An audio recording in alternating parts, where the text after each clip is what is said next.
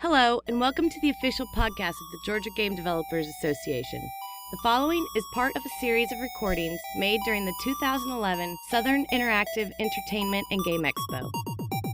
In this episode, Mark Evans, Michael Orey, Casey O'Donnell, and Gabriel Garner present Games in Public Education. With more and more U.S. citizens becoming increasingly critical of the public education system, some educators are looking for innovative ways of teaching. One way is to use digital literacy and game creation to teach the hard academic skills as well as the soft skills of the digital industry. The Georgia Game Developers Association now presents our panel.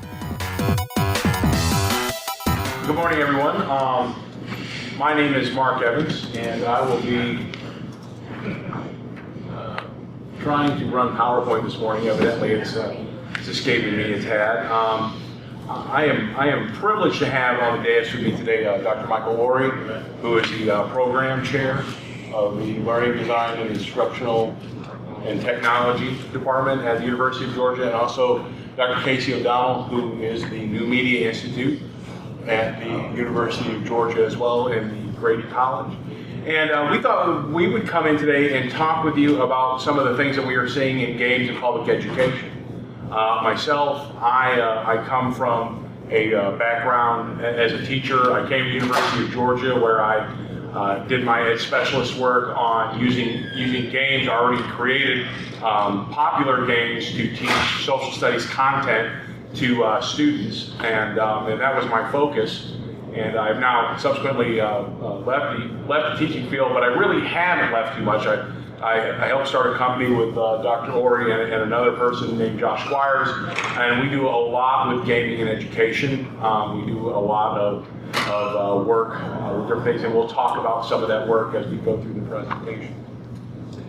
So I am what he said. I am the chair of the program on learning, design, and technology, and we really do, as we were chatting here, instructional design. And instructional design and education, what we tend to do is we tend to be really focused on figuring out what are the instructional objectives. And so if my instructional objective is to teach factoring, and I want the kids to be able to factor quadratic equations, then I can set up a set of learning experiences to help them learn how to do that factoring, and I can set up a set of tests that will measure whether or not they learn how to factor at the end. And that's kind of the education culture, is objectives and teaching content and then assessing that content.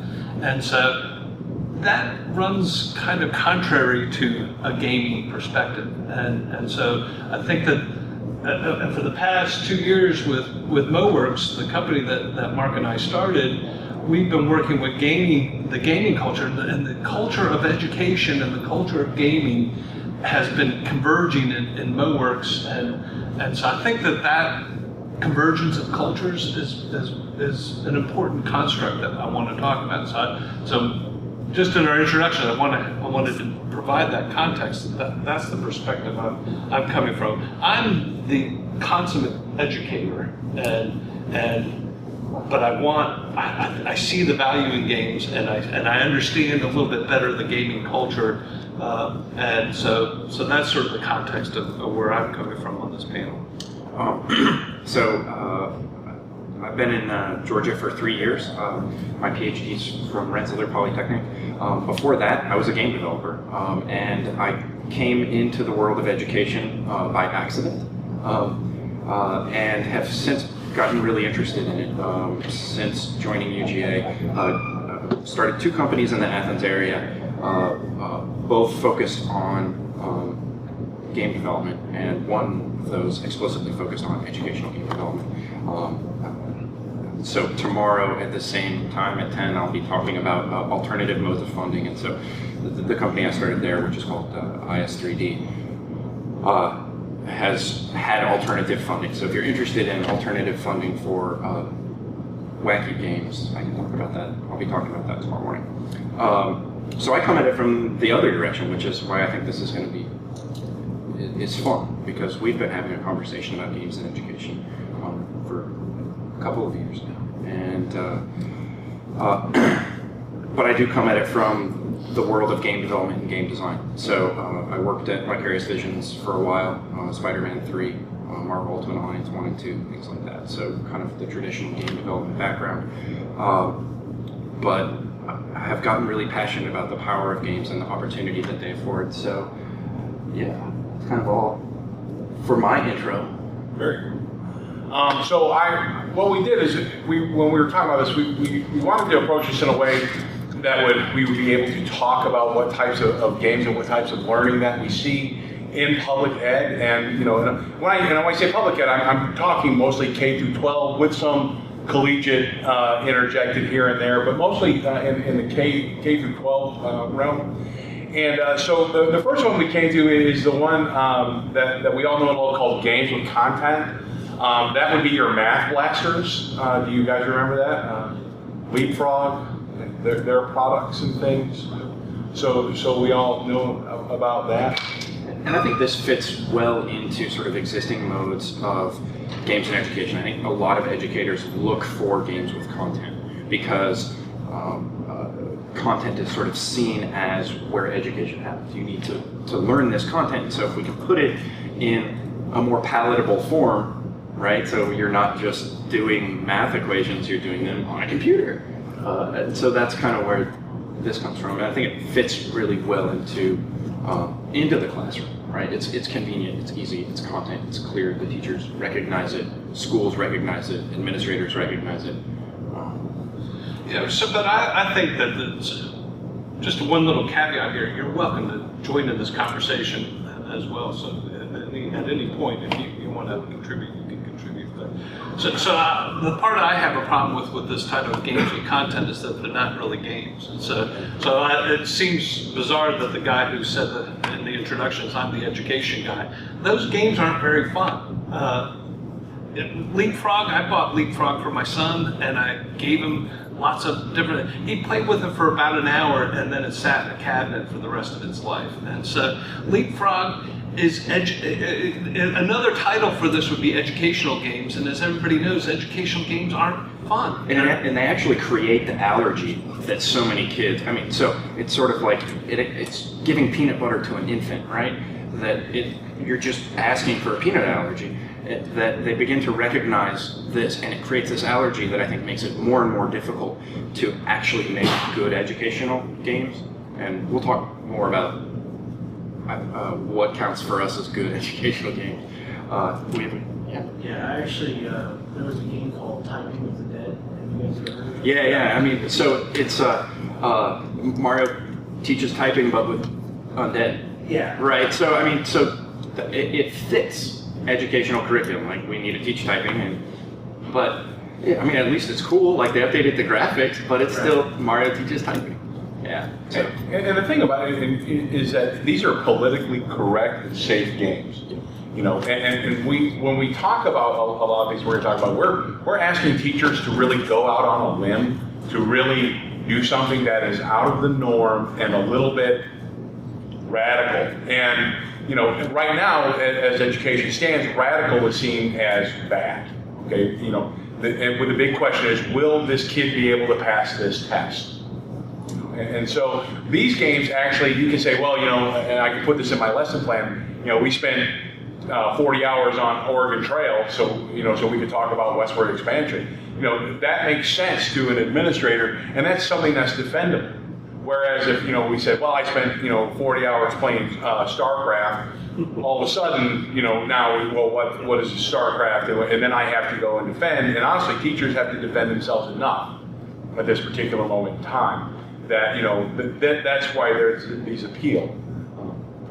Well, I think part of the problem also comes from mistaking game technology for game. Yeah, we'll get to that. That's actually a whole category. I'll stop right there.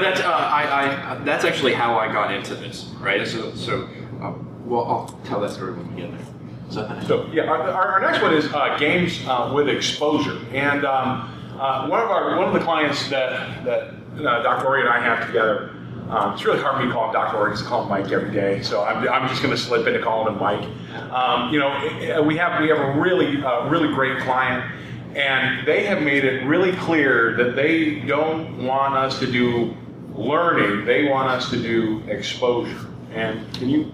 Well, all right, so I'm in the College of Education, and so this client, again, we're under an NDA, so all we can do is say it's this client. And so this client's really interested in making games that are really fun, and we've been working with it for the past 2 years. And I put together, because I'm tied to the university, a team that are the education experts. So I have a professor in math education, I have a professor in language education, I have a professor in music education and art education. So that company has all these game designers who are game designers. So and we've created this curriculum map that is all the content that kids K to 5 really ought to know. I mean, these enabling pieces of content that if they know this, it opens up a whole world of educational experience if they can really master this thing.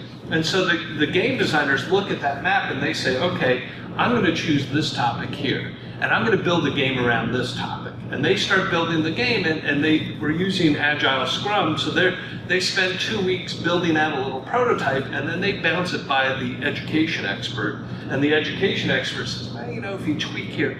And what's happened over the 2 years is that the education experts, again, focusing on objectives, trying to achieve objectives, they've kind of, their worldview has changed. You have the culture of education, and you have the culture of gaming, and initially, we're all about objectives, and they're all about fun, but we've kind of commingled enough over the past 2 years that our education experts have now understood a lot better about fun. And so for them, the construct is exposure. Let's drop the idea of making sure that they learn, that they achieve that objective. Let's just expose them to content. And one of the games is a game on primary, secondary, and tertiary colors. Well, the kids at the end of the game, they don't know how to make a tertiary color, they don't know how to make a secondary color, but they're at least exposed to the color wheel, and they had to catch things that were purple, and they had to catch things and so they're exposed to that content.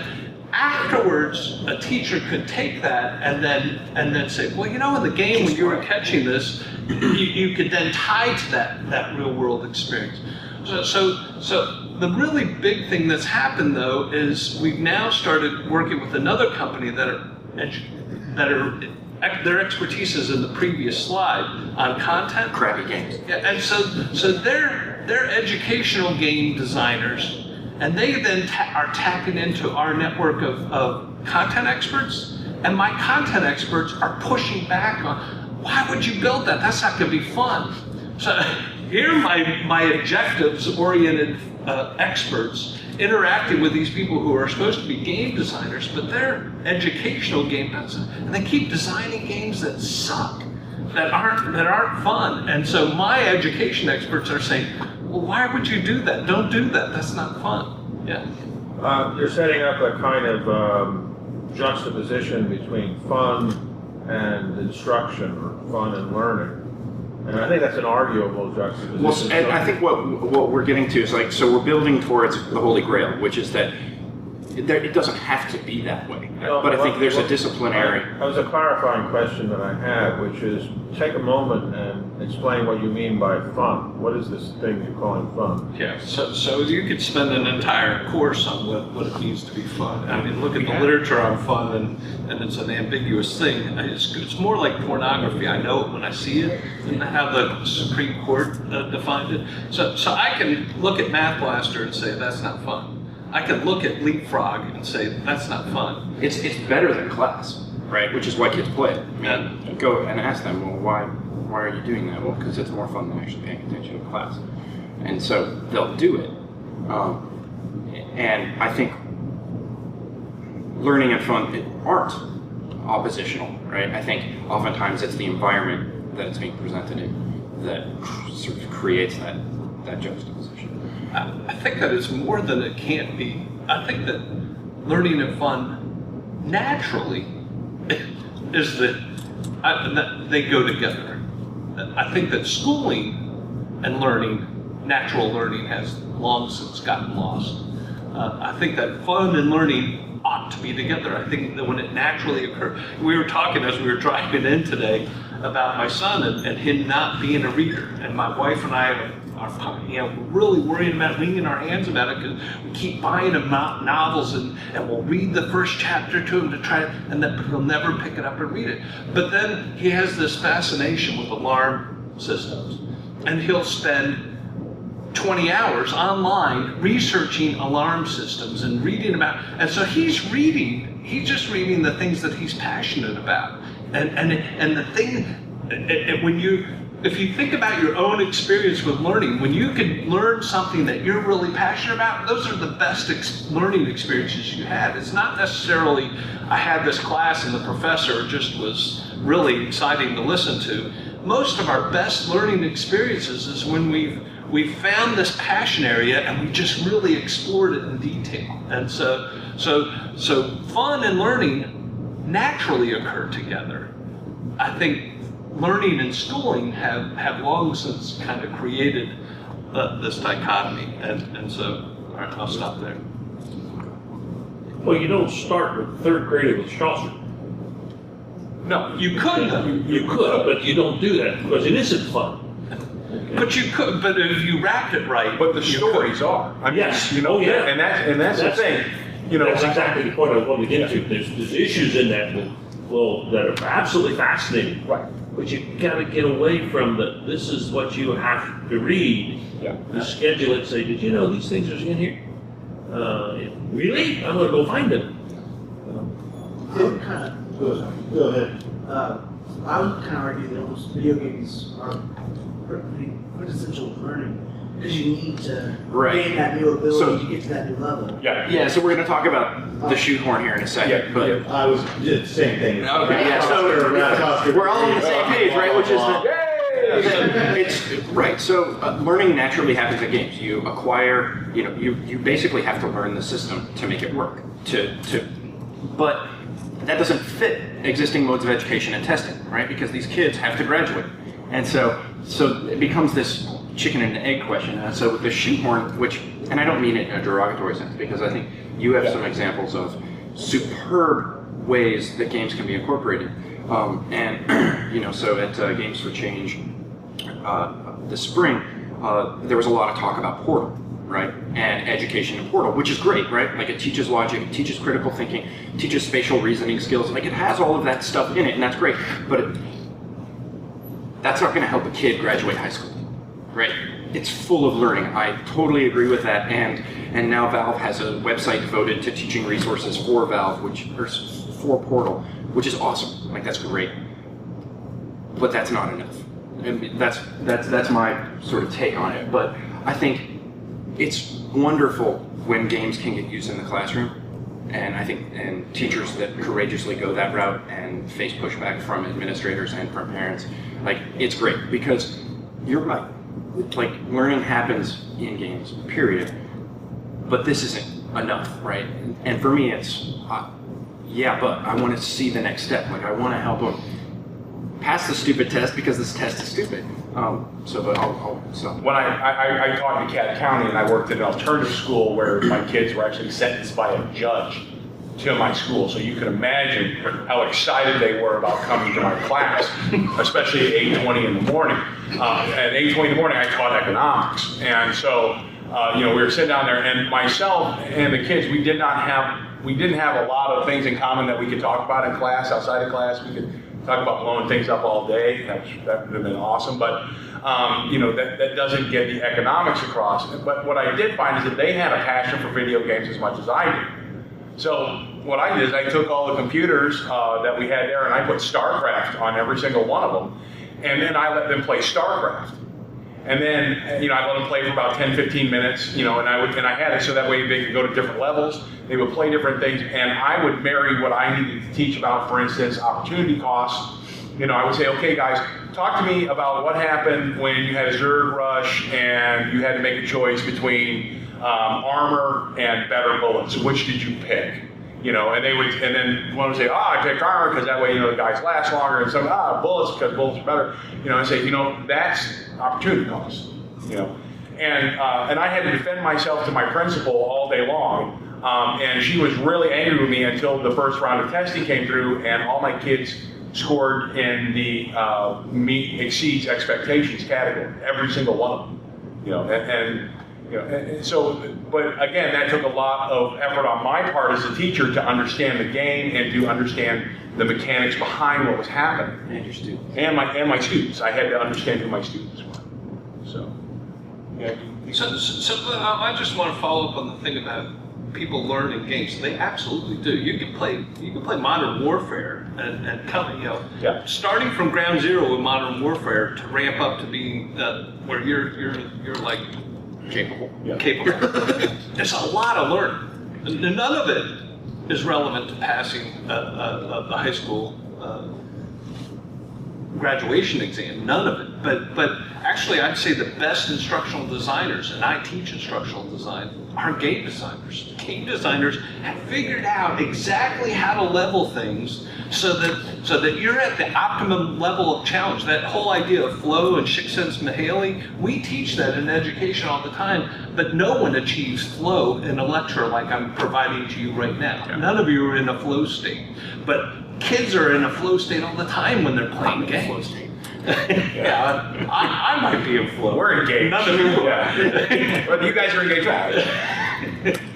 So I think that point on games is really important, that they actually they level up perfectly so that kids are enmeshed. And anybody who knows anything about learning looks at that and says, how can I tap into that and get my kids to learn how to factor quadratic equations? And so, and that of course is the end.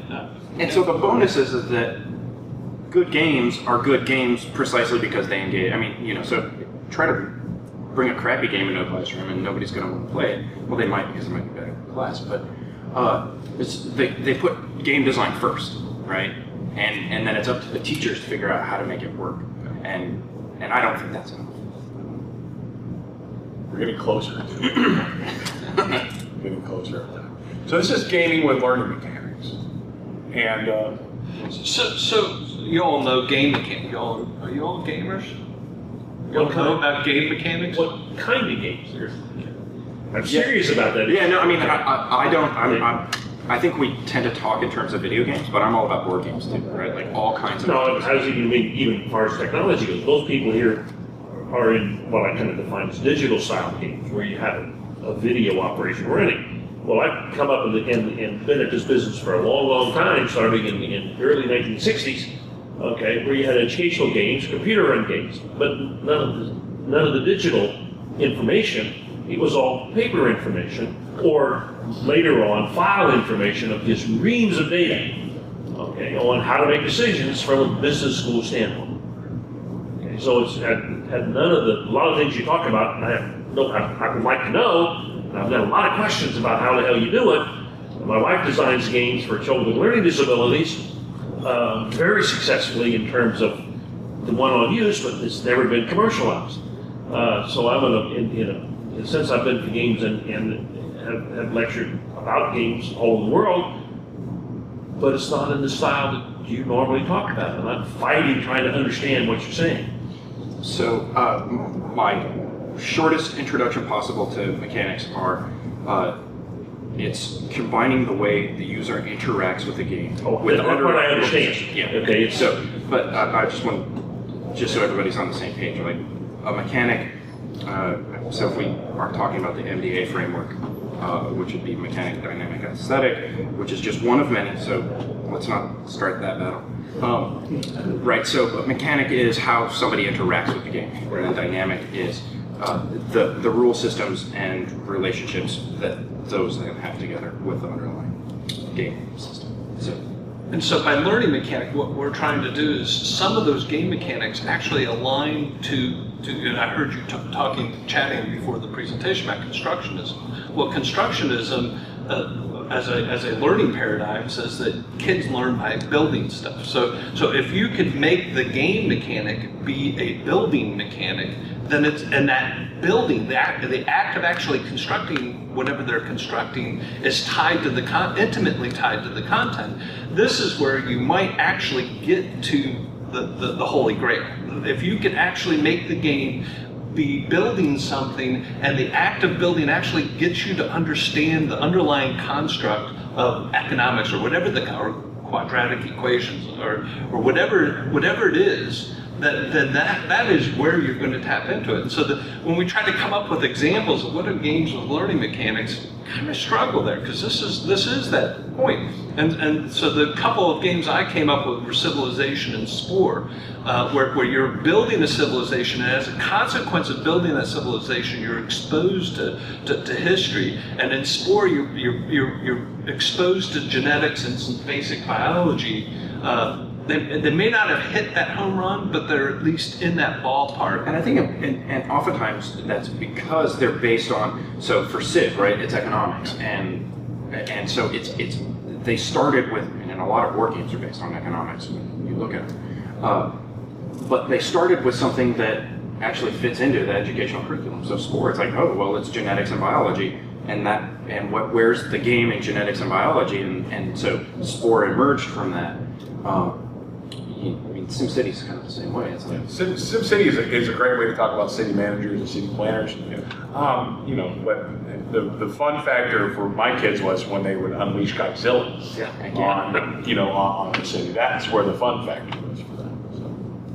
Don't you think that pure gameplay without content considered endows the players with cognitive skills that are useful for learning in the broadest sense? In other words, driving your own intellectual growth, because the game is teaching you how to react, how to acquire, how to judge. Sell that to a school board, though. Yeah. No, I understand there's a bureaucratic issue over there, but just in terms of how a game teaches children, or can teach children, there's another level of this conversation beyond content and beyond being able to pass a test, which is teaching you how to think and how to respond. We absolutely agree with that. You're preaching to the choir. We totally. That's why we do this. I mean, we want to get there. So if I understand the question, so every university in the country has this department that teaches basic skills, survival skills. So if games are really in that niche where you can actually learn how to learn from playing the game, then that's what all those sort of I forget what they're called, remediation courses that you have at all the universities for kids who aren't quite ready for college. A lot of what is taught in there are these skills like how to study, how to learn, balance a checkbook. How to balance a checkbook. That's a life skill. Yeah. We actually teach that. But learning. If I wanted to teach somebody something that I thought was a lifelong learning skill, it would be learn how to create a passion for learning. And so if I can engender that in some way within a game, or if I could help them learn how to learn, so that they get to a point where they know they don't know this, but they then have to kind of self-assess and say, well, how am I going to learn this? So that I can get to that next level, then they're learning those skills that can carry over to other content. Seems like your story a moment ago about going on the internet to learn about fire alarm systems. Right. That was an example of self-directed learning. And there's tons of research that shows that when you let kids do self-directed, that they learn a ton. But the problem is that we have this tension. Yeah, no. How do you go about solving the problems? So you brought up SimCity, and one of the criticisms of one of the things that SimCity teaches is that police solve crime, and it's a systematic thing. If I put a police station down, it eliminates crime, and that's something that it teaches, and it's an unintended consequence. How do you avoid those unintended consequences? Right. I was lucky enough to actually have students who knew that was crap. Because most of my kids lived right next to a police station, or actually were escorted back to some sort of locked down facility. But there was still crime going on. No, you're right. And in fact, they would bring that up. They'd be like, well, that's just not real life. And so that's actually misconceptions. And so I think as we go down this route, that when you bring educators in to work with game designers, they actually ask that question: is you're actually encouraging a misconception, and so that's an important part of the Holy Grail, is making sure you don't propagate misconceptions. just want to sort of follow up on Bob's question. You know, there's this tension and conflict between, you know, games that are sort of engaging and hesitate to sort of fun, but interesting to play, that sort of run counterpose to this idea of stuffing content down students' throat. Except you have to do the latter to sell it to schools. Games cost money. So, what's your sort of approach? You talk about a lot of off-the-shelf games. If you guys are making games, what's your approach to making not crappy games? This is awesome. Yeah, you were the greatest setup man ever. I want to take you with me everywhere. I'm hoping to see all these slides and pictures of games that work, that are economically viable and schools for buy. Yeah, okay. We'll have to talk about that for a second. But what you're talking about is learners designing games. And what we have found is that, okay, I can't sell to Clark County, for instance, hey, let me come in and teach your social studies class using StarCraft, World of War, you know, all these different other games that I could totally do a great job of teaching world, U.S. history. I teach it all, right? But what we can do is say, listen, we're going to come in and we're going to provide a digital apprenticeship to your students. What that means is we're going to take their passion for video games and we're going to give them the tools so that way they can design their own games. Right? And we are going to give them a real world feeling of what it's like to be a video game designer. And I'm wearing my GameWorks t-shirt, you know, and this is what we do. We actually go and in the summertime we run a workshop that it's 1 week and then there's another 2-week workshop afterwards. And the first week is where we give them a game constraint. And the game constraint is that we take a Georgia performance standard and we say, okay, you have to create a game about invasive species in the state of Georgia. Right? All of a sudden, I mean, I saw some of you just roll your eyes, and you would be absolutely correct, right? But that is a real life standard, all right, that a kid has to know. So we give that to the students, and we're like, okay, you guys have this, but now you've got to make it fun. Go. And we provide them with, internet access. We provide them with a team leader who is older, who has some, game design experience. And they go and they create some of the most wonderful games. They see that these game ideas are fantastic, right? But the real kick is that at the end, they know everything that they need to know about invasive species to, not only pass that test, beat expectations, but exceed it. And we get feedback from parents all the time who are telling us, on our Facebook page, they're like, oh my goodness, when he hated social studies, but now he loves it. He comes home and he's always trying to make a game about this or that. And that's how we sell, this to schools. Is there a certain age group that's more responsive to video game learning, like K through 5, 6 through 9, 10 to college? You have to take age into account in the terms of design. So one of the things that I've been working to do, and so you also had the question about things that we've actually made. I'll talk about one, which was my first attempt at the Holy Grail, and I'll talk about why it failed. So we'll get there. So one of the things I'm interested in, what I would call scaled learning, so that I would love for a 4-year, like a third grader, to be able to play my game. And maybe they won't get it, right? Maybe they're just noodling around, and that's totally cool. But when a high school student plays it, they get an entirely different experience because their cognitive skills have scaled. So I would love to be able to span that. I can't always, right? As a designer, I have to think about my constraints and what do I want somebody to get out of it. But I think it's possible to make it playable for the third grader in a way that they get something out of it. But then maybe when they play it, not that they're going to play it 2 years later, because graphics are dated, whatever, but that somebody older could play it and have an entirely different experience because of their differences in cognitive. So I think it is possible. Yeah, our GameWorks camp, we run from 11 to 17, but we've taken 10-year-olds. I mean, it just depends on the kid.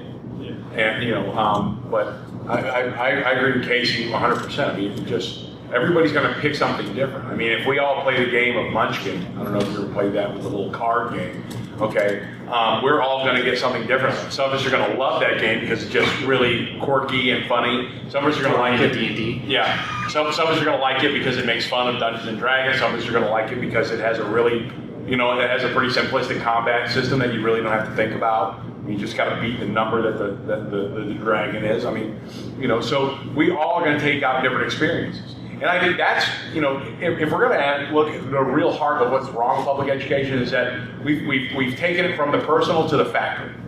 We want a product at the end that looks like this. When we started this republic, it was about, okay, we need the best person that we can possibly have because that's what makes up a republic. So just to add, one of the things we're doing with GameWorks is we've actually pitched this as we're working with a group of other people to do a charter high school that revolves around STEAM, science, technology, engineering, math, and the A is art. So video games actually fit really nicely with that because our other partner says when you do a game pitch, there's 3 rules. You need art, and you need art, and you need art. And so art turns out to be a really important part of selling your game pitch. And so we've put together this proposal for a charter school in STEAM where part of the curriculum is getting kids to design games. But they're whiny so that whenever we do this game camp, we say, if you're in the game industry, the first thing that happens, you're going to get a client and they're going to put constraints on you. And so we're going to put constraints on you in this game camp. And the constraint is you have to meet this GSP. So Georgia's GPS, this Georgia Performance Standard. Here's a piece of content you need to do. And it could be science, math, technology, engineering, but you have to do it. And then the game pitch then has to weave art into it too. So I think that learners engaging in design is really great. Now, we also run a camp with kids, but we do it not around designing games. We actually have them play Club Penguin. And so we still, and that sweet spot is kids 6 to 8 years old, just because that's what that game is. Yeah, it's designed for that audience. And but we then have a series of activities that they do outside of Club Penguin to help them make sense of their, to really engage them in this design process, because design is one of those learning mechanics that is the most. I mean, you could really learn a lot from learning how to design. All right, and now we come to what we feel is the holy grail of the whole thing: Stealth learning. Stealth learning, right? Where it's a good game that happens to have at its core these educational bits and pieces. So I didn't give you a video file, did I? No. If you want to pull up Osmosis, you can. I don't know if we have internet access, but so I made a game last year and called Ozzy, just called Ozzy, but the URL is OzzyOsmosis.com. And it was my first attempt at thinking through. I asked this question of myself: is there a game in Osmosis? Right. So Osmosis is something that a kid needs to actually know in science class, and it's an important concept for lots and lots of parts of science, right? And so, hated biology, right? Like, I like physics because I can throw stuff and make things break, and like, so I dug physics, hated biology, and so when I met this group of scientists who were first like, hey, look at our game, and I went, that's not a game, and so they said, well, what is a game? And so I said, well, had this big conversation about what is a game, and at first they wanted to make a game about diffusion, but it turns out diffusion is really, really boring. Thank you. Turns out diffusion is really boring because it just happens. So the second thing we came upon as something that we wanted students to learn was osmosis. And so I said, well, what's osmosis? And I'm like, oh, well, it's the process of water moving from areas of low concentration to high. And I went, okay, I guess I can make a rule out of that, because as a game designer, you need rules, and oftentimes it comes down to math, right? Like I need an equation to kind of make this work. And so we did that, and I started thinking, okay, well, so then how do I turn that into a game, right? And so you create concentration gradients that force the player into situations where they need to react to deal with osmosis. Kids loved it, right? It was a great game. It worked in the classroom. We took classrooms where kids were asleep and let them play the game, and then suddenly they care about osmosis, and we'll have a conversation with the teacher with it. And they went home and bought the game. And then some of them took it to the Boys and Girls Club, right? So I felt I kind of succeeded. Where it failed was it wasn't big enough, right? I bit off a tiny, tiny piece. Just type OzzyOsmosis.com. I did that. I was working on it. Because OSY, sorry. OSY, Osmosis.com. Yeah, it turns out the Osmosis, Ozzy's Osmosis album. Anyway, I'll just keep going. Where it failed was it was too small, right? It was just osmosis, and there's only so much I could do to create concentration gradients and do these things that ask the player to sort of think about that. So it sort of worked, but it wasn't big enough. And so the next question is so that was the primary problem. Second problem was it wasn't transparent to teachers, right? That it's a game about osmosis, but I left it up to them to figure out how to bring it into the classroom. And teachers are short on time. It's hard to do this, right? Osmosis is maybe they're going to spend a week on it in class, and the teacher can't invest all this time figuring out the game and all the puzzles in the game just for a week of class. And so I needed to make transparent for them the puzzles, right? How would you traverse the level? What's the thing you need to figure out for each level? Because when a kid comes to them and says, I can't beat the level called World, it doesn't matter, there's a level called Word in there. And the teacher needs to know the secret to it, right? Because otherwise the kid thinks they're dumb.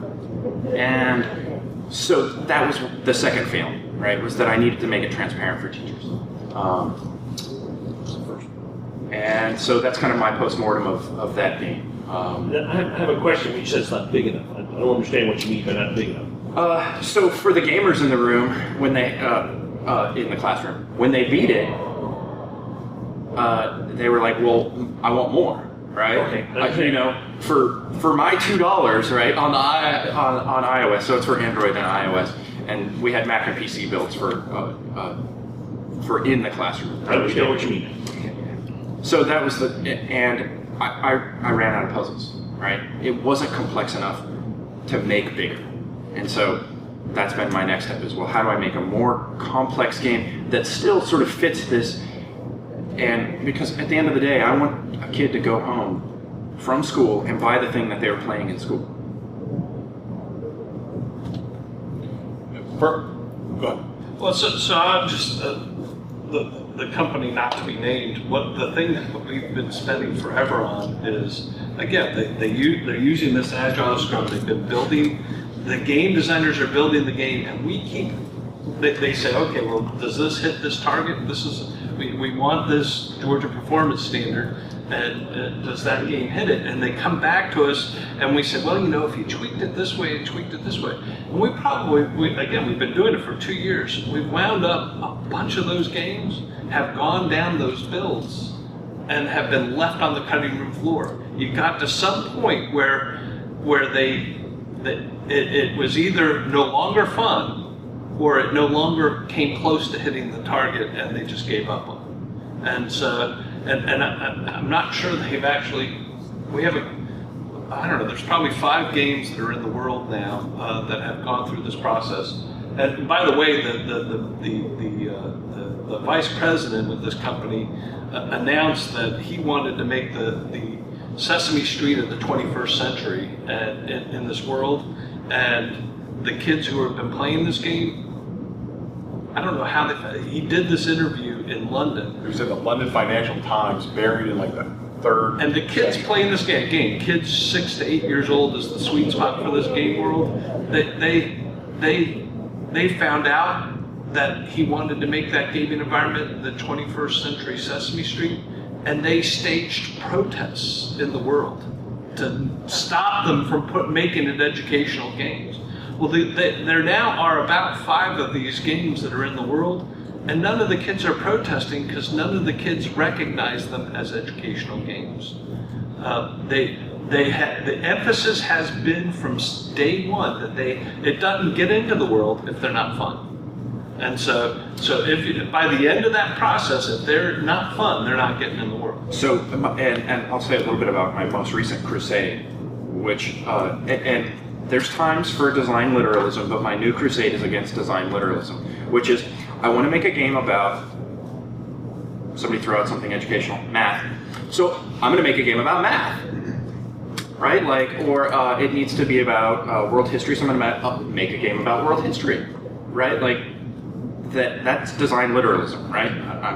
It needs to be about economics, so it's an economics game. No, but it happens all the time in the world of educational games, right? That it's just cookie cutter design literalism, and so just by saying I want to make a game about X, and I say, and you can't make it about X, it forces somebody into a creative space that's different and interesting. And so that's why I'm on that crusade. I've got a question, but it's also a problem. In what you define as the real world, I hate that term, by the way, that people who are paying the bill are demanding that, hey, I want to know what they know. Not only what the learner should learn, but what did the learner learn and how do you know it? And that's a critical issue. So this is, I think, where there's a real conflict, right? That because, and I don't mean any offense, the world of education assessment is, you have pre and post test, and there's this sort of standard world of assessment, and I think we can actually do it with player metrics. Oh, I think so too, by the way. And that I think if, some, not all, right? some. And I think if you track the right kinds of data, you can tell when somebody learns. And I think it's also about this is kind of a gross term, but level design, right? That I built Aussie such that if you don't understand, eventually you will not be able to progress, right? You can progress to a certain point without understanding, but there's a limit. And when you keep dying, and actually I see it in my player metrics that a fair number of people, like my deaths spike and then they drop off. And then they'll spike again, and then they'll drop off. And those spikes are where I've set up the point where you have to know the spike. And some players will go through and figure it out right away, and never die.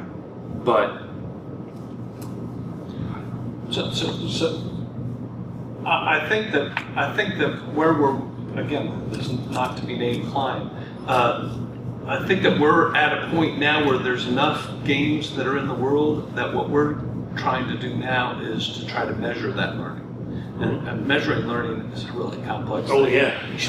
But I'll also say that they're measuring, part of our work with them has been this assessment system. So undergirding every game that's played is this 1,500 node assessment system that every time the kid's playing the game, it's sending opcodes to that database, and it's registering the extent to which they've experienced a particular node in this network of the things kids need to know. And so that we're collecting data with kids actually playing the game to try to assess their learning, and we're also comparing that to this undergirding assessment system. But I think in the end, both of those would be the things that I would present to this.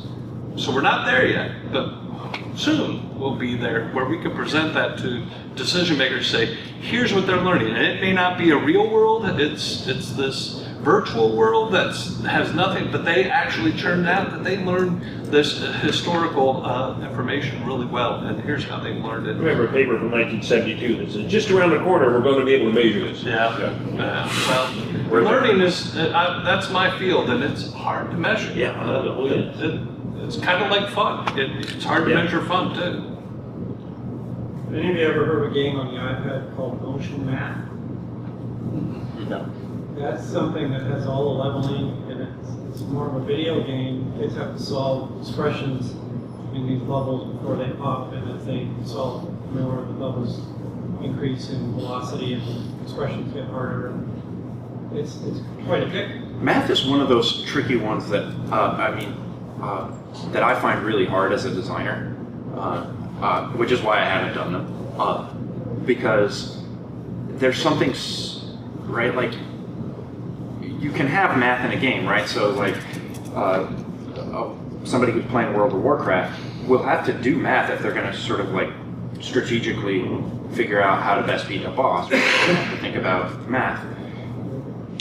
But it's going to be really, that's not going to help them when they're in 3rd grade and they need to pass their flashcard test, where it's like 100 questions, you have to finish it in, 5 minutes or some artificial barrier.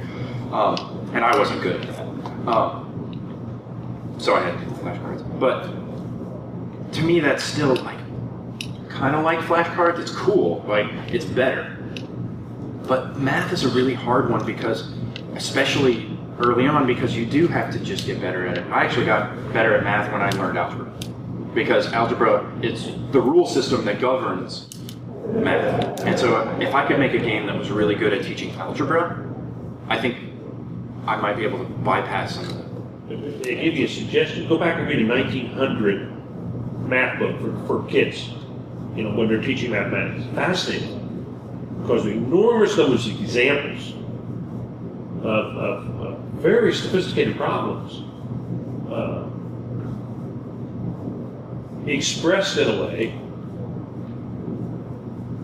that would take the interest, of the student down on the farm and on how to solve, turned out to be very, very sophisticated problems on that. So that there are some examples out there that you've probably never seen, but I go back to read my father's and grandfather's books from math and history and things like this.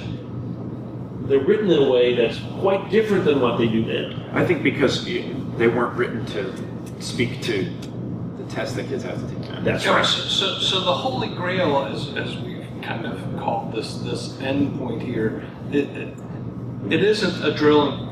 The answer isn't going to be a drill and kill program where and we've created those games. We had one that was called Wave Runner. It wound up being on the cutting room floor, where the kids would be in this underground tunnel and they're surfing the underground river, and there would be hoops, and the hoops would have things like 3 + 5, and you have to jump through the even numbered hoops. Well, there's an interesting metaphor there, dude. I'm sorry, like jumping through the hoop, right? I'm sorry, keep going. And we as educators hated that game. Yeah. Because it wasn't getting at that underlying mathematical concept. It was using it for drill and kill. And drill and kill is, as educators, we hate that. There are some things that you have to learn to the level of automaticity, like maybe your math facts, but there are some pretty complex concepts in mathematics that you can experience and learn. So I keep using factoring quadratic equations. I've used that several times now.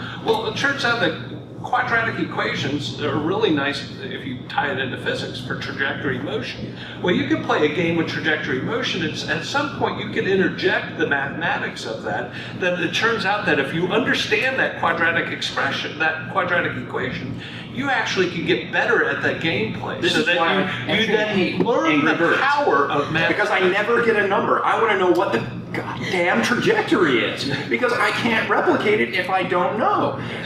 And I'm just trying to guess at the arc. I hate Angry Birds with a passion because I know the math, right? There was a hand.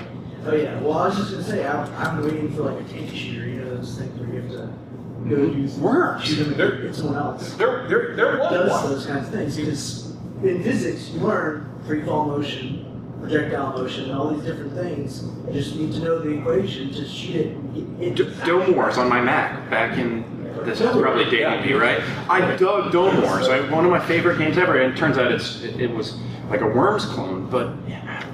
So to me, kind of an interesting kind of thing that could happen with this Holy Grail game is that the cheat code is the actual important math that you have to learn. And so you learn the important math that actually then lets you get to that next level that allows you to shoot that cannon. And so to me that's a place where that excitement. That's that systems thinking. Yeah. Two thoughts. First of all, has there been any study or research into long-term retention? Like people who learn, who play these games, for grade 9 on biology and osmosis, where are they in grade 12? Is there any change there whatsoever? It's part of, Aussie came out of research that's looking exactly at that, and I think they retain osmosis longer than they do if they just learn it out of the textbook. So usually, so you can look at short-term versus long-term, that if they can remember it a week later, likely they'll remember it months later.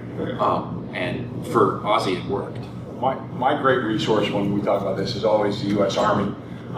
They have to drill and fill a bunch of 18-year-olds all the time, and they have lots of longitudinal studies, especially when you talk about squad tactics and how those work.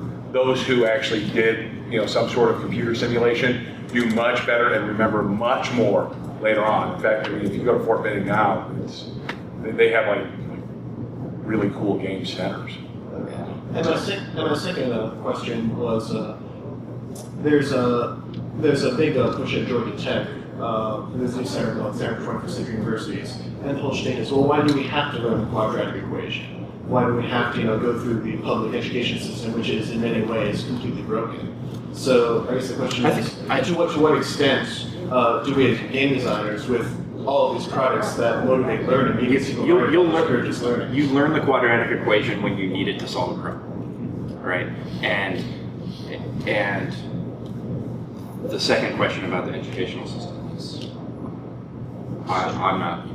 Well, so I'll take a stab at that. So one of the leaders in my field is a guy by the name of Seymour Papert, and he was at MIT. Unfortunately, he was at a conference in Vietnam, got hit by a car, and had severe brain damage. But sort of aside, but he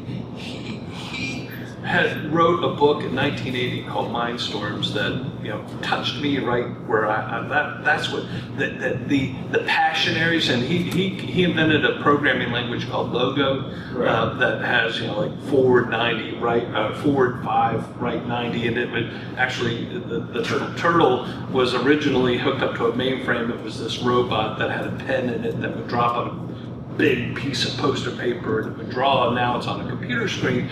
So he wrote another book a little while later, really trying to get into the schools, to really transform the schools. His last book that he wrote was addressed to parents, and it was basically him giving up on the schools and saying, the schools are so slow to change, I can't change them. And he used a metaphor in that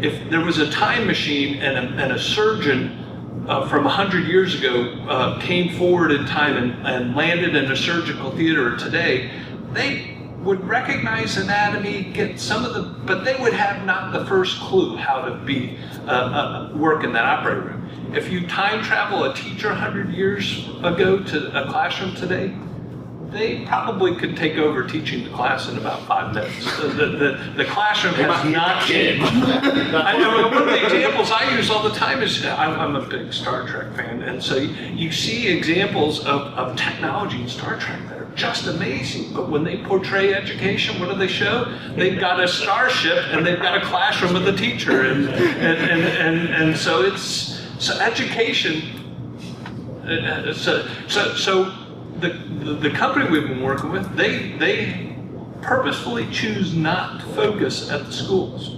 They focus at parents. Person in yellow shirt. Has any thought been given to the fact that it seems like different school districts learn things in a different order? Like, because in a game you have to think through orders, and like one thing I know from, I've quite a few siblings, so we ended up in different school districts and we moved, but it seems like everything's learned in a different order. So how do you address that? Yeah, so from the game design perspective, and so I'm thinking more complexly about how to make a game and actually make it so that different teachers at different times, that it can be used in different ways, and that it has learning elements that span disciplines, so that it can be incorporated much more broadly. And so that's, I think, but it just puts a different set of restrictions on you as a designer, and I think it's good fun because I love restrictions. This came up actually about 2 weeks ago in our work with the company that does educational games, and the conflict came up because it was a preschool game and they wanted to expose them to letters. They wanted to do letter recognition. And they got our language art expert and their game designers got this big argument about whether kids should learn lowercase letters first or uppercase letters first. And our expert was like, it doesn't matter. It just exposed them to the content. It doesn't matter. But the game designer said, well, parents are going to care. In Europe they might teach lowercase letters before uppercase letters, and you go into any school district around. You go into Clark County, you could go into 3 different schools, and their sequence of that is going to be different, and it doesn't matter.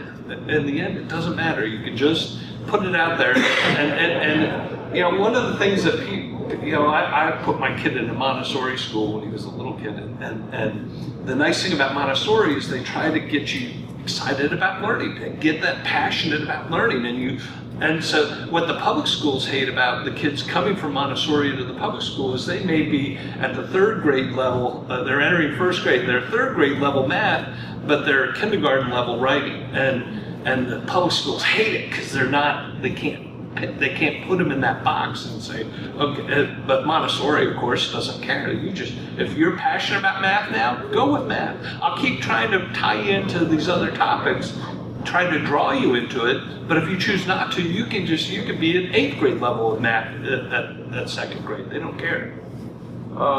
As educators and game designers, I want to just ask you to comment on a possible contrast in the Far East. I understand superficially, but maybe you guys know more, that in Korea and in Japan and in China, you have still very much a drill and kill approach to education, which is actually working a lot better than our systems of public education in this country, and if you judge by output anyway. And at the same time, you have a vastly more populous and established game culture. And they seem to have come up with a way to grow users of games and to make games a very important cultural experience, a cultural artifact, but they haven't, at least to my knowledge, they haven't abandoned, they may have augmented, but they haven't abandoned the drill and kill approach to education because they believe, I guess, it's working. Do you know more about that? I think it's a cultural thing, and I think part of it is probably, there's also a socioeconomic issue that's going to go on there too.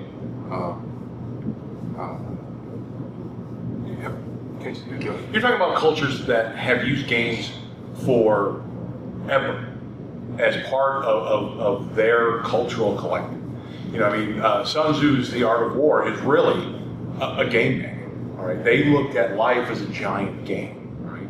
And so, for them to when the digital media came about, right, they were early adopters because this fit exactly in the mode that they had. Go was a game for samurai because the samurai had no one left to kill. Yeah. And so you have, and the drill and fill, yeah, but then if you also take a look at what we ask of our economies and what we ask of different things, they send a lot of their students to us so that way we can get them into that creative space. Most of the grad students that I've seen come out of your department come from those areas because, it's one thing to have the information and it's great if you can just, but what can I do with it? And that's where the onus is. Where we sit here, we're like, hey, we want you to be able to do both, right?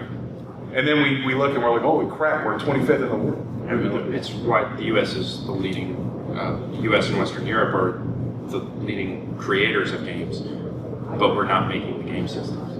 There's also this heterogeneity and homogeneity difference that we have a lot of diversity in our schools. You know, I talked to a friend of mine who was a principal in New Hampshire about the schools in Georgia, and he says he would know how to operate in Georgia because in New Hampshire the kids are all kind of the same, and in Georgia the kids are kind of not all the same, and so that whole heterogeneity problem, we actually do, I think, in our schools a pretty admirable job with the top achieving students. And I think that the best students in the public school system in the United States that go on to college, those kids are actually, we do a pretty outstanding job with them. We got one last question, and then we got to. Yeah, this is just a quick response to the topic about Japan. It is also worth noting that there's a drawback, which is that the culture is so focused on work, that it's so ruthlessly competitive, that it's got astronomical suicide rates among its high school students. Yeah, that's what I was thinking in terms of like the cultural element, that there's an intense pressure on conformity. It's more survival based. I have to learn this, otherwise I will not have a future, as opposed to, oh, let me figure out what I want. And Korea has a huge problem with highly educated, unemployed, because there are no jobs. There aren't enough jobs for the people that are coming into the schools. So, yeah, it's a complex issue. I guess where I was maybe going with it is I have this yin-yang diagram in my mind, because you guys have been talking about the Holy Grail, where everything comes together, which is very attractive as an ideal. And I'm just wondering in my mind if there's an alternative to the Holy Grail, where the yin-yang, where you have complementary but not integrated learning strategies that are doing different things at the same time, and together, you know, the tide raises all boats, so to speak. I'll briefly say that again, this unnamed client, there was a project we worked on that we all loved, and they decided to no longer, they put about $500,000 into it, said to build it all out it would be $10 million, and they said we're not going to go there, and they cut it. But it had games that were really complex. It had games where you're in the jungle and the vet needs your help, and so you have to diagnose problems with the there's a leopard that's sick, and you have to figure out what's wrong. And it was really cool, fun games. But then there was the Wave Rider game where you have to jump through the even numbered things. So it was in that world. Some of the mini games were drill and kill games, but some of the games were much bigger and involved problem solving and observation and these kinds of learning mechanics that I think that we're shooting for. So I think that world, if we were allowed to have built it all the way out, could have been this thing where it's got the yin and yang. Do you think there needs to be a combination of both? I think so, because I think that if you understand problem solving is a knowledge-driven activity. So you need to have knowledge in order to solve complex problems. So there is some of that's necessary in order to, otherwise my favorite example as having gotten an undergraduate degree in mathematics is that if mathematicians, if pure problem solving is all you need in life, then why are mathematicians also experiencing divorce rates like everyone else in the population? So having problem solving skills doesn't mean you can solve marital problems, or it doesn't mean you can. It is a knowledge-driven activity, and so I think that the balance is probably always the right answer in education. We are officially time, but we can continue this conversation. No one's told us to leave yet. If you guys want to keep talking, we'll be glad to answer questions and do stuff. Have you guys or any of your clients pushed or looked at the different form factor and how that affects learning. Everything you've talked about so far is pretty much PC or Mac, desktop based. All our stuff is all the stuff that I work on is iOS and Android. Fatigue. So one of the first things we found is we were like, oh, we're going to use the gyroscope for motion. Yeah, it turns out an iPad is heavy, especially for kids, and so pointing is better. One of the things that we found is you can actually do lower quality graphics, and people care less on these devices because I don't know what it is. I think maybe because you got gooey fingers all over it already, but that it looks significantly worse on a computer screen than if you're playing it on here. I mean, so some of it's size, but kids love the ability to have something that they can tote around. Well, and I think scales. So this project that they decided to not go forward with, that size of a game world doesn't really fit on an iPhone. iPhones are set up to be mini games and micro games, and so I think that has to be. But isn't that how a lot of kids like to consume anything, whether it's knowledge, information, or entertainment? They're in the car on the way home, soccer practice, whatever. Sitting at a PC or a desktop requires more engagement and a longer session. You don't do it in 5 minutes, but this you can. Yeah, my dream is to get our stuff eventually on the iPad, and we have a USDA grant now that we're working, where we're creating a game about plant breathing. Please hold, it's coming out soon, I know. And so we're trying to make it as engaging as possible. But one of our real goals was to try to get it on the iPad. So that way, the student would be able to take it with them. We're going to try to demo that today, but again, we've run into that ever-lovely program. I think that there's space for all of it. Yeah. And so again, I think that kids like big games too, and I think that there are, World of Warcraft. How many million people play that? And that's a pretty huge game. And so I don't think it. I think that there's a place for all of them. I have a question in terms of most of these games you're participating in, we're talking about, are basically single-player games. How do you create? There's single player. You have other players playing, but what I'm looking for in many of the games and many of the what I call participatory games or group games, people where they role play. Yeah. It's the intent of how to get along with others is a critical issue. That's the one. And how do you get issues, and how do you do this with one of the top 21st century skills? Oh yeah, is collaboration, cooperation. So the company that I've formed, co-founded with some other folks, is the company that made Aussie. We're actually working on, so part of it is, it's a technical problem, right? Like it increases the scale and scope of your game. But one of the things that we're working on is incorporating our games in such a way, or building our games in such a way that it allows social networking sites, so Facebook games, right? Mm-hmm. Having an interface out of the game where you create opportunities for collaboration between students in games. And it's another scale, and I think it's totally important, and I think people are working on it. And two of the games that I'm trying to get money to build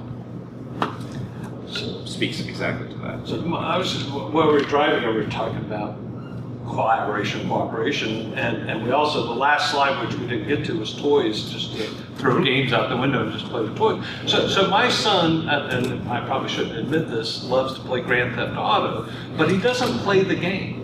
The other day, I was in his room watching him play his game, and he had 2 or 3 of his other friends online with their headset and microphone, and they agreed to meet at the airport, and they would drag race down the airport runway with their different vehicles, which has nothing to do with the gameplay. It's become a toy for them. They're just playing this toy. They get to play with the artifact of the driving in the game, and they play it over again. And they're creative too. I mean, one time it was a car versus a helicopter, and so you don't have to have a car be that race. And so, but it is this. His friends are all coming together via their headset and microphone at home. And when I was a kid, we were outside playing all the time, and that's where the interaction happens. Now the interaction happens online. Got a question here. Well, I was going to say, what about competition between social media in a certain way, or even having like achievements that saying, oh, I've done this, how have you done on this game, and things like that, and how that can fuel kind of need to be better at certain projects. We actually toyed with the idea. Mike and I are teaching this graduate level class on games. We actually toyed with the idea of actually having like achievement levels. Like if you've read all this stuff, you would get like super reader or something like that. Badges. You get badges, because that's, I mean, when I play Dead Island, I want my trophies, okay? Right? In one of these educational simulation not games that this group was working on, I actually made them add a badge, which I called the speed reader badge, which was the person who skipped the tutorial. And so like they would get a badge and you've unlocked the speed reader badge. And that way, so when I knew, or when I went up, when somebody was using the game and like, how do I do X? I'm like, speed reader, huh? Because they clearly weren't doing the tutorial, and then when they got to a point where they couldn't use it because they didn't know what to do, it was like, well, that might have been in the thing you skipped. But so I think there's a lot of room to also be playful with it, and yeah, I mean, I think it's a useful tool. I worry a little bit about the digital media learning badges. Because I worry about badgification, and that if there's no badge for it, nobody wants to do it, right. Or that right? So why go outside and play? There's no play outside badge, right? Like it's creating a person that desires things without needing a carrot. I worry about that. That's what keeps me open. And now we've got to take this last one because there's another session 11:30, and it would be kind of cool if they could set up. So. If you could share any examples of just best practices, 2 or 3 games that have really been successful, or you think are really good games that you don't look at as inspiration. Games for me in the classroom, and StarCraft, absolutely. If you want to teach economics, it covers every single Georgia performance standard that's out there. I mean, all of them. I mean, you even have the matrices where you have to plot the graph on on your building. So for me, that's a biggie. The Civ game, but mostly because it shows power. I don't really like it because they use it so much in the literature that to me, I feel like I'm a fanboy, and so I don't want to. Those are my 2 biggies. The tragedy is that the best games for class. Have you written like a lesson plan for the StarCraft things, or do you just know that? I just have my lesson plans from when I was there. I'd be glad to share them. I'm not. Yeah, I mean, I just wrote them as when I was a teacher. Thank you, everybody. Thanks, everyone. We hope you found this recorded session informative. If you're an established or aspiring game developer in the state of Georgia, we invite you to become a member of the GGDA in order to participate in our monthly networking and educational programs and to experience Siege firsthand. Information on becoming a member and attending chapter meetings can be found at ggda.org. Information on Siege can be found at siegecon.net. Thank you for listening, and we hope you'll come back for the next episode of the Georgia Game Developers Association's official podcast. Music for this program was provided by Professor Shy Guy. For the GGDA, I'm Cecilia Holman.